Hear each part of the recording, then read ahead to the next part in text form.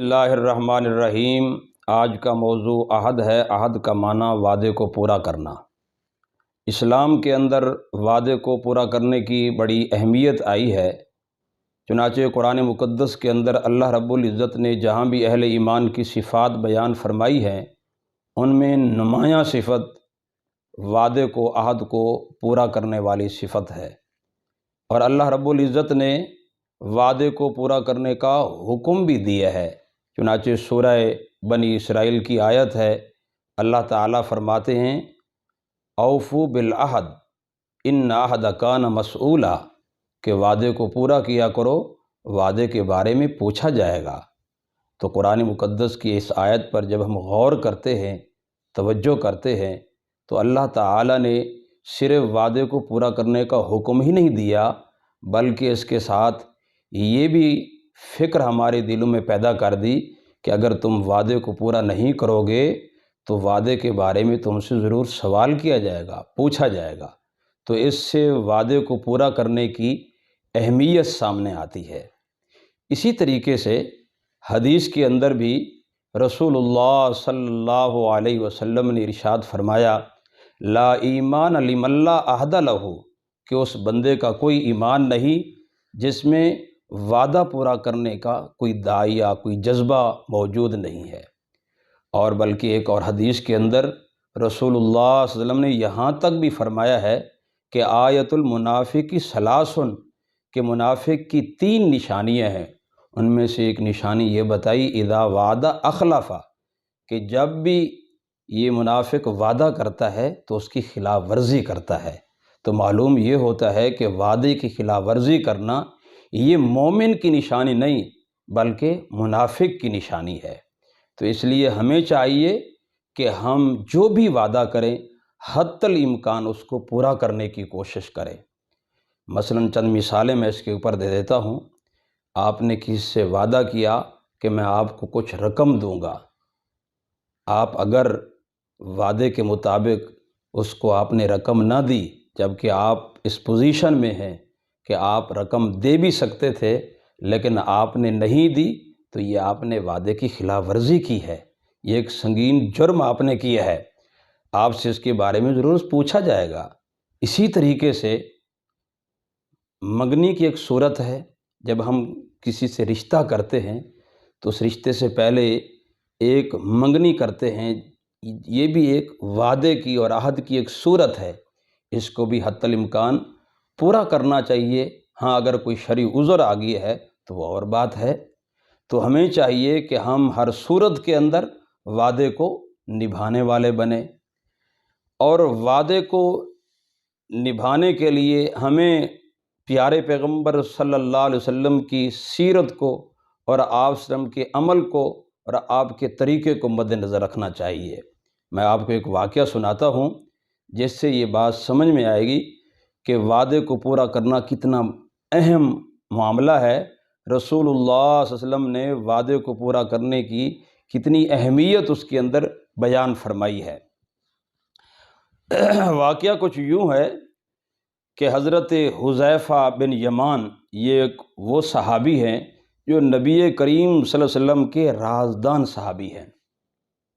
یہ اور ان کے والد حضرت یمان رضی اللہ تعالیٰ عنہ جب مسلمان ہوئے تو مکہ سے ہجرت کر کے مدینہ کی طرف جا رہے تھے نبی کریم صلی اللہ علیہ وسلم کی خدمت میں، تو راستے کے اندر ابو جہل اور اس کے لشکر سے ملاقات ہو گئی، اس کا سامنا ہو گیا۔ ابو جہل نے دونوں کو، باپ بیٹے کو پکڑ لیا، پوچھا کہاں جا رہے ہو؟ تو حضرت حذیفہ اور حضرت یمان نے کہا کہ ہم رسول اللہ صلی اللہ علیہ وسلم کی خدمت میں جا رہے ہیں، زیارت کے لیے جا رہے ہیں۔ تو ابو جہل نے کہا تمہیں تو پتہ ہے کہ ہماری ان سے جنگ ہو رہی ہے، جنگ ہونے والی ہے، لہذا تم وہاں جا کر ہمارے خلاف جنگ کے اندر حصہ لوگے، تو لہٰذا میں تمہیں قطعاً نہیں جانے دوں گا۔ تو انہوں نے کہا کہ نہیں، ہمارا مقصد صرف رسول اللہ صلی اللہ علیہ وسلم سے ملاقات کرنی ہے، جنگ میں شرکت کا کوئی ارادہ نہیں ہے۔ تو ابو جہل نے کہا تو پھر مجھ سے وعدہ کرو کہ تم صرف ملاقات ہی کرو گے، جنگ میں شرکت نہیں کرو گے۔ تو حضرت حذیفہ بن یمان نے وعدہ کر لیا، دونوں باپ بیٹے نے، کہ ہم جنگ میں شرکت نہیں کریں گے۔ چنانچہ ابو جہل نے ان دونوں کو چھوڑ دیا۔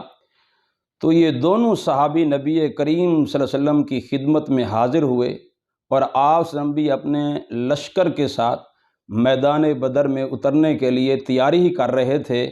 یہ جا پہنچے تو ساری صورتحال پیارے پیغمبر جناب محمد صلی اللہ علیہ وسلم کی خدمت میں پیش کی، سارا واقعہ سنایا کہ یہ صورتحال ہے۔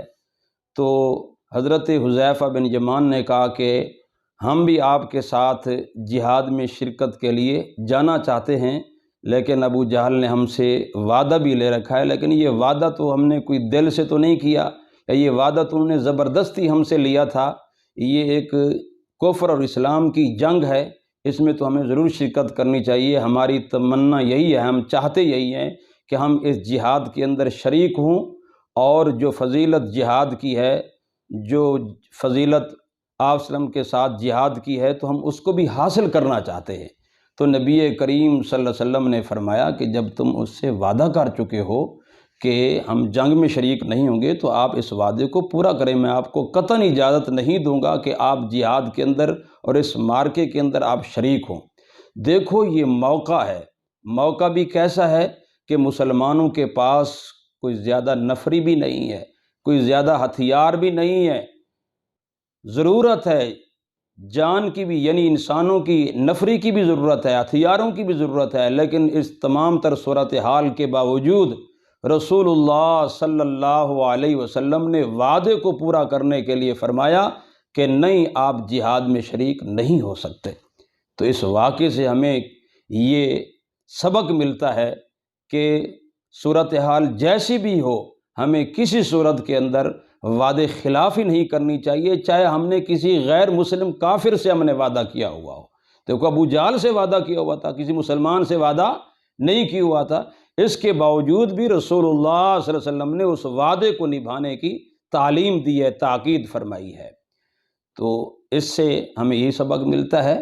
اسی طریقے سے نمایاں واضح اور سیرت کی کتابوں کے اندر صلح حدیبیہ کا جو واقعہ ہے مشہور و معروف ہے، اس کے اندر جتنی بھی شرائط طے ہوئی تھی وہ ساری کی ساری مسلمانوں کے خلاف جا رہی تھی۔ اس میں سے ایک سنگین یہ شرط تھی کہ اگر کوئی مسلمان وہ مکہ کی طرف کافر ہو کر چلا جائے گا تو مکے والے اس کو واپس نہیں کریں گے، اور اگر کوئی مکے والا مسلمانوں کے پاس آ جائے گا مسلمان ہو کر تو اس کو مسلمان واپس کریں گے۔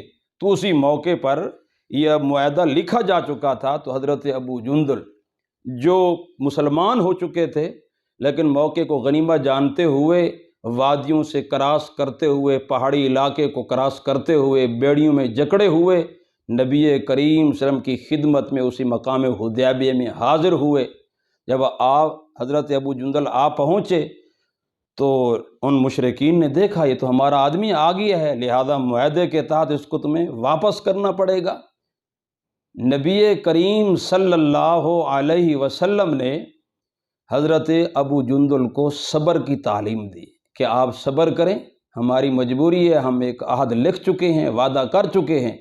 باقی صحابہ کرام کی خواہش تھی کہ یہ مظلوم صحابی ہیں، بڑی مشقت اور بڑی مصیبت کے یہ مصیبت برداشت کرتے ہوئے یہاں تک پہنچے ہیں، ہمیں قطعاً ان کو واپس نہیں جانے دینا چاہیے۔ لیکن نبی کریم صلی اللہ علیہ وسلم نے فرمایا کہ ہم ایک وعدہ کر چکے ہیں تو وعدے کو ہمیں نبھانا چاہیے۔ تو آپ صلی اللہ علیہ وسلم نے حضرت ابو جندل کو صبر کی، تحمل کی، برداشت کی تلقین کرتے ہوئے واپس بھیج دیا۔ آپ کو معلوم ہونا چاہیے کہ جب حضرت ابو جندل واپس گئے ہیں تو ان مشرکین کے اندر اور اس علاقے اور مکہ کے اندر یہ بات مشہور ہو گئی کہ دیکھو رسول اللہ صلی اللہ علیہ وسلم اتنے وعدہ وفا ہیں کہ ابو جندل جیسے مظلوم صحابی جنہوں نے مصیبتیں برداشت کرتے کرتے کئی وادیاں کراس کرتے کرتے اس جگہ تک پہنچے ہیں، لیکن رسول اللہ صلی اللہ علیہ وسلم نے وعدے کی خلاف ورزی نہیں کی۔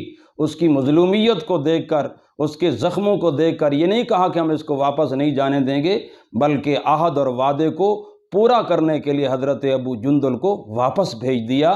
تو اس عہد کو پورا کرنے کی یہ مثال جب آپ نے قائم کی تو صرف حضرت ابو جندل مسلمان نہیں ہوئے صرف انہی کے انہوں کو واپس کرنے کا صرف یہ واقعہ پیش نہیں آیا، بلکہ بہت سارے اس واقعے سے متاثر ہو کر حلقہ بگوش اسلام ہو گئے، نبی کریم صلی اللہ علیہ وسلم کی سیرت کے اس واقعے کو دیکھ کر اسلام کے اندر داخل ہو گئے۔ تو اسی طریقے سے اگر ہم بھی اپنے وعدوں کو پورا کرنے والے بنیں، عہد کو کے وفادار بن جائیں، تو ہمیں بھی اسی طریقے سے کامیابیاں مل سکتی ہیں۔ تو قرآن و سنت اور قرآن و حدیث کے ان واقعات سے، سیرت کے ان واقعات سے ہمیں یہی سبق ملتا ہے کہ ہم ہر صورت کے اندر وعدے کو نبھانے والے بنیں، وعدہ خلافی کی صورت میں نہ کریں۔ اللہ تعالیٰ سے دعا ہے کہ اللہ تعالیٰ ہمیں وعدے کو پورا کرنے والا بنائے۔